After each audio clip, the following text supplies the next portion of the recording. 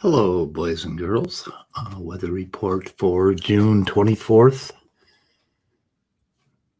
2020. I forgot the year for a minute. God, I want to forget this year. It has been an interesting year. Today I am 25,372 days old. I'm into numerology. Last year on June 19th, I was 25,000 days old when I went for a trek in the forests of northern Minnesota. Had an interesting encounter with a bear, well, actually with a bear track. His gigantic paw print was on top of one of my footprints when I walked into the woods and came back out. That concerned me. I'll have to tell that whole story about why I was in the middle of the woods on my 25,000th day on this earth. Anyway, not much going on today around the YouTube-verse. There are some, Dapper Dino has something with Landon that dropped, I think 11 hours ago or something like that. It's worth watching. Smokey does have something new. I have not watched it. The only interesting development in the weather is, I'm going to share this screen. Let's see, Chrome tab. Yeah. There's I think a threat of a storm over here on Raw Matt's channel. I noticed this with absolute horror. What about the children? It looks like he is going to do something for children, some children content. And I'm guessing it's,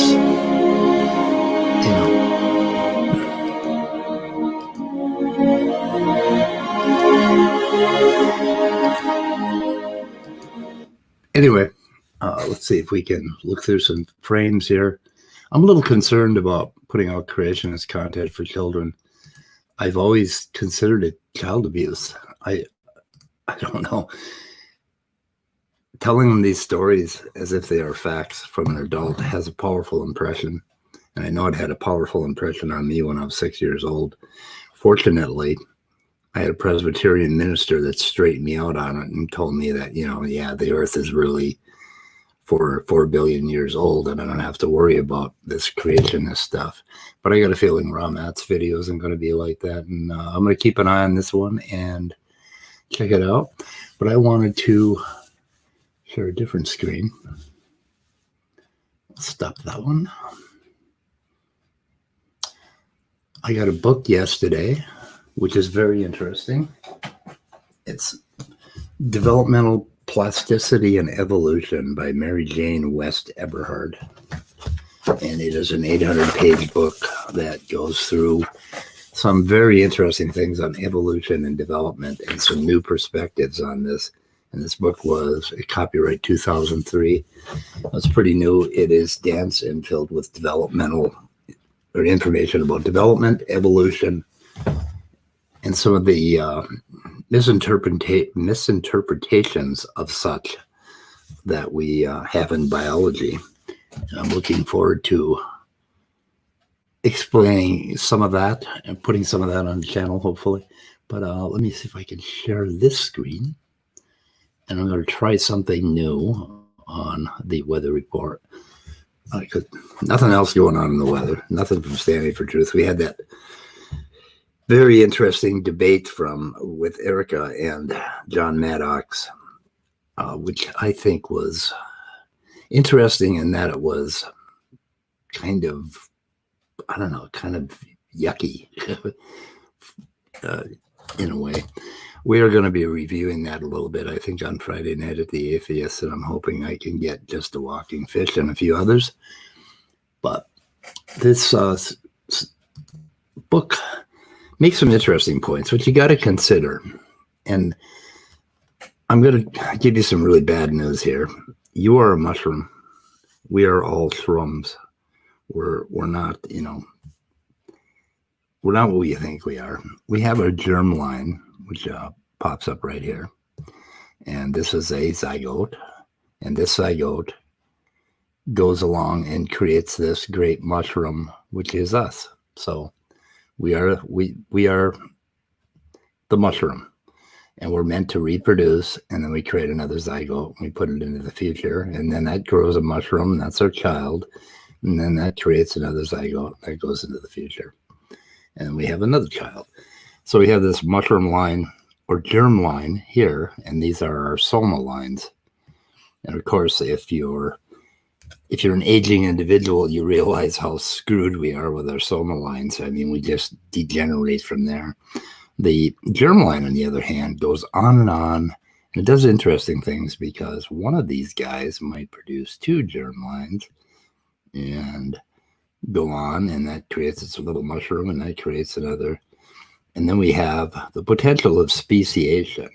But if you project this back, the message of evolution, I mean, if you think about this, if this develops into one species here, and this develops into one species here, and then it branches out again and again, and if we came from this common ancestor, and we moved along and kept branching and whatever, or even more than one common ancestor that were, somehow related in the prokaryotic soup, what this tells us is that all life on Earth is kind of the same organism. Our cousins, we're all related. The whole thing is developing at once as this gigantic biomass, which is kind of cool. I think it's cool to feel a part of the entire biome on the Earth. So, and I wonder if I should know. Okay.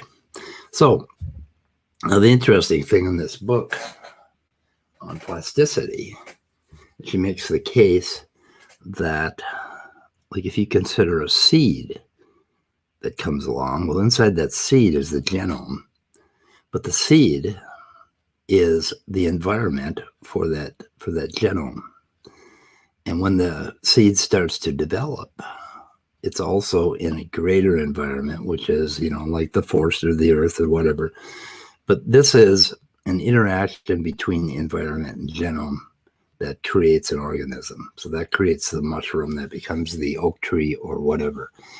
And then if we have humans, we have our genes inside of the zygote, inside of your mom's womb, inside of your mom's body, inside of environment. I mean, there's this environmental influence, and of course it's shot through. We know that now that women should probably not smoke or drink alcohol. Well, all this is happening because this little guy is going to develop in this environment. And the case made by Mary Jane West-Eberhard in Developmental Plasticity and Evolution is that that the genome is not a blueprint for an organism. The genome is simply an interact point, interacts with the environment constantly. And I have a nice little picture of that. But what we have here, I don't know what happened there. Full screen. Let's go full screen. Okay. And I don't know why it's doing this to me. Okay. I touched the wrong button. What we have here is I'm so disorganized. Of course, the amount of views I get, it doesn't really matter. So we have the genome right here. I'm going to pick a different color. And I think I'll pick a slightly bigger pen. So we have the genome. And we have this phenotype, this phenotypical line that sort of runs through it. But in the genome interacts with the environment or makes a change in the environment. And the environment makes a change in the genome. So there's a circle going on. And this whole whirling circle, it's kind of like a dev roll.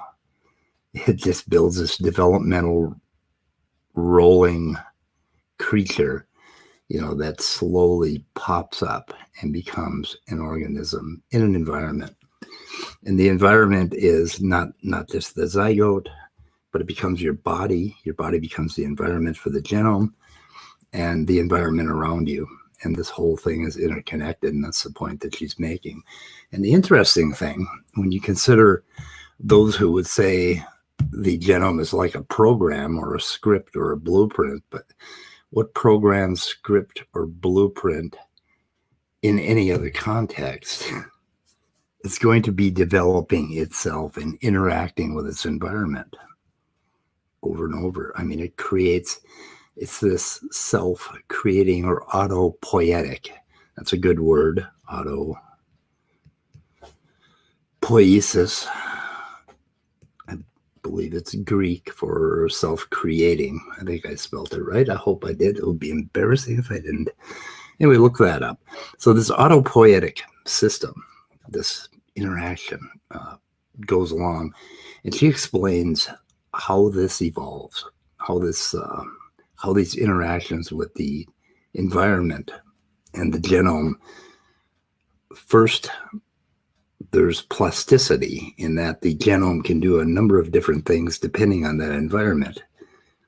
But that environment feeds back into what the genome's going to do. And this is where epigenetics happens.